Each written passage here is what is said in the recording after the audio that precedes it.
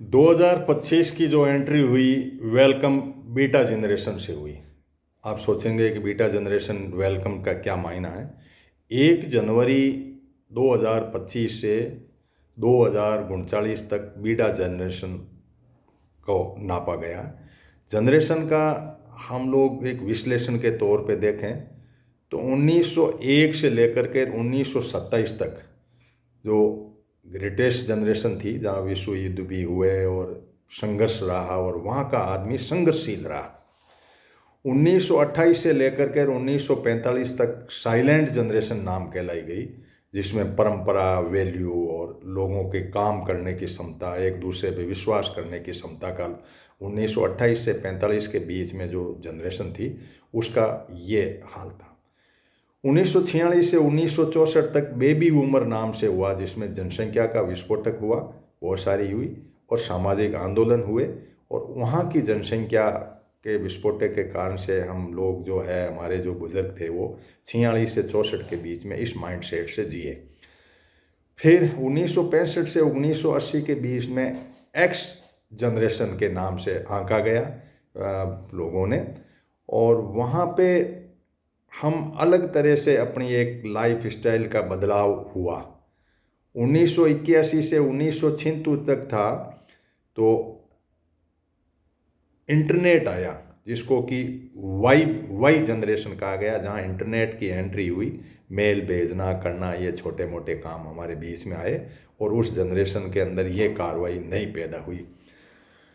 उसके बाद में 1997 से 2010 जो 12 तक भी खींच सकते हैं, जिसमें सोशल मीडिया की एंट्री हुई, जिसको कि हमने जेड जनरेशन कहा गया उस जनरेशन को। और सोशल मीडिया का एंटर हुआ, जिसके अंदर आप जो है लोग थोड़े व्हाट्सएप और फेसबुक और इसके अंदर एंटर हुए।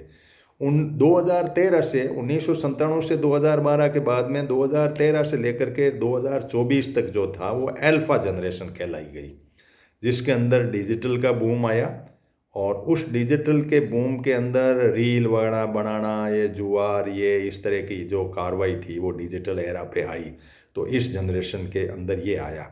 अब जनरेशन आई है वो 2025 से 2000 जो आर्टिफिशियल इंटेलिजेंट के, जो बच्चा जन्मते ही आर्टिफिशियल इंटेलिजेंट के एरा में जन्मेगा, जो अगली 4 पीढ़ी की कथाओं को, यानी इंटेलिजेंसी की 90% उसके पास में इनपुट होगा और वो आप लोगों से 4 गुना फास्ट मूवमेंट कर पाएगा इस दुनिया को जीने के लिए।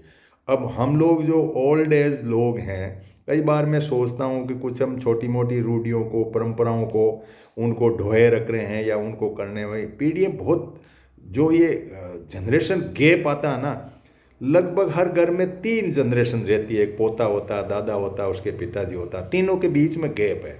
आप सन वाइज अपने एरा को नाप सकते हैं कि 1901 से 27 वाले तो हैं नहीं, अब 1928 से 45 वाले भी अब नहीं हैं, 1946 से 64 वाले जो हैं वो है बेबी बूमर वाले लोग हैं, सामाजिक आंदोलन इस तरह के जो हमारे पास में 1954 मेरा जैसे है, तो हम क्या है कि समाज सेवा और इस तरह से लगे रहे हम।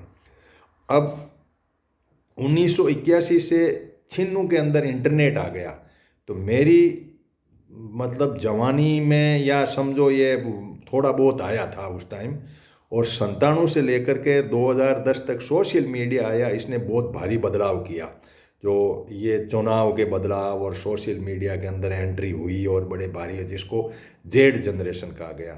13 से 24 के अंदर तो काफ़ी बड़ा बूम आया, लेकिन अब जो आ रहा है वो बहुत ही खतरनाक आर्टिफिशियल इंटेलिजेंट के नाम से आ रहा है।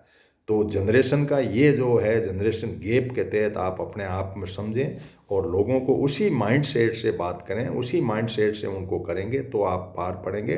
वरना ये नहीं कि हमारे ज़माने में ये होता था, कोई मायने नहीं रखता। अब छोटी छोटी कथाओं को, छोटे छोटे कामों को, ये आउटडेटेड चीज़ें हो गई। इसलिए इन बातों को समझ करके आप इस जनरेशन गैप के साथ में उसको पाटने की कोशिश करें इस उम्र में, कि आपके एज का जो जनरेशन था वो आपके साथ एडजस्ट करेगा। आज का जो बीटा जनरेशन है उसकी अपनी कथाएं होगी, जो 1 जनवरी 2025 से लागू हो चुका है। यहाँ जन्मा हुआ बच्चा आर्टिफिशियल इंटेलिजेंट के एरा में जन्मेगा। Thank you to all of you.